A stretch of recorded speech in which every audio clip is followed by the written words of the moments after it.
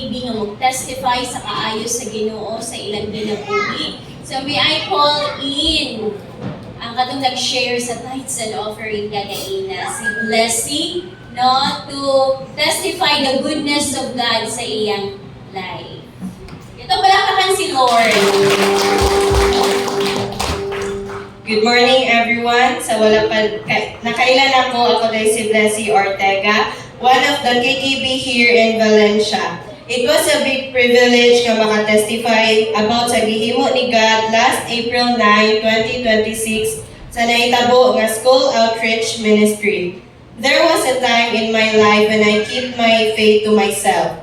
I believe in God, but I was afraid to share Him with others. I thought, what if they don't listen? What if they judge me? But God made me realize. Tungod ani nga event, naka-realize ko nga I'm not just a friend nga chika-chika ra akong mahatag sa ilaha, but a friend nga mo share and mo evangelize sa ilaha. Sa gi-share ni Pastor Ivan sa verse Mark 12 chapter 30 to 31, I understood what Jesus said, to love God and love others. I realized that sharing the gospel is one of the greatest ways to show love.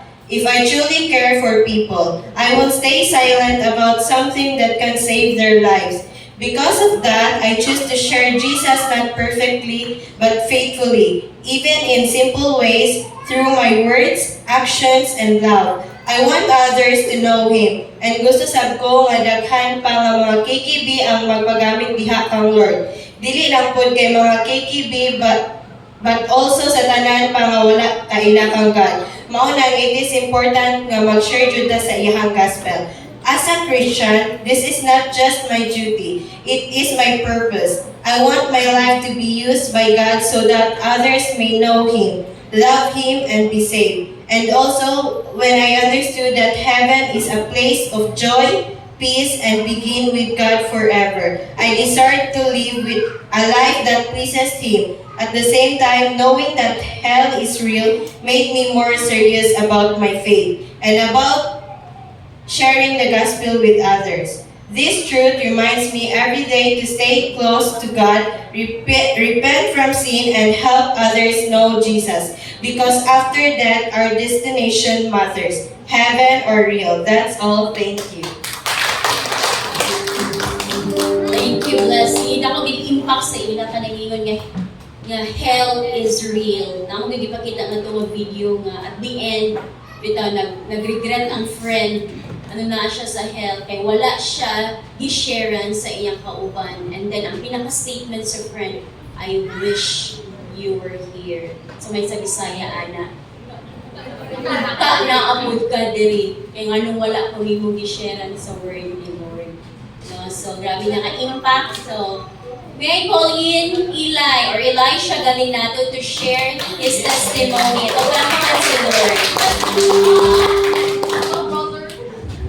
Good morning, everyone. It's an opportunity to be here in front to testify kung sa among na-experience during our KKB kick-off. First of all, I am grateful na naka-apple ko ato na event kaya na-realize na ako nga I'm not just a friend na puro dula-dula akong offer sa akong mga friends, but a friend nga mag-share sa word ni Jesus. Gitudlo ni Pastor Ivan sa nga loving Jesus also means loving others. If you truly love them, you can stay silent. Kay when you love someone, you want the best for them, especially ang eternal life. And now it's the right time nga I share nga ang word ni God kay we all know heaven is real and hell is real.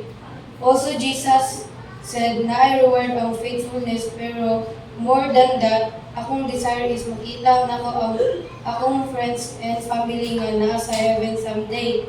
Pero nasabtan ako nga my purpose as a Christian is not just to receive God's love, but to share it, because at the end of the day, sharing God's word is loving people the way Jesus loved us.